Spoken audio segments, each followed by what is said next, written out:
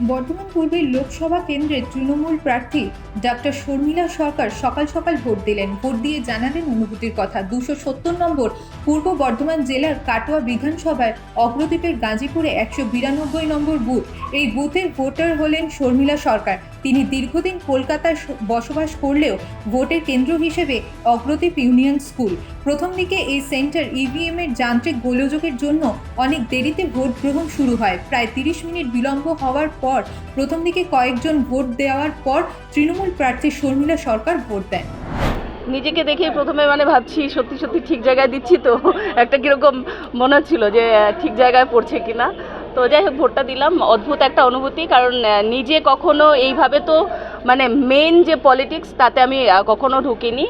আমি যদিও Indian psychiatric সোসাইটির যে জার্নালের যে ইলেকশন হয় সেখানে আমি কন্টেস্ট করেছিলাম এবং সেখানে আমি জিতেও ছিলাম। 192/42-তে জিতেছিলাম, ওরা অনলি 42 ছিল। তো সুতরাং সেক্ষেত্রে আমার ভোট নিজের জন্য ভোট দিতে ভীষণই ভালো লাগলো। আর মনে হলো যে ঠিক আছে, আমি তো জিতেই যাবো, অসুবিধার কিছু নেই।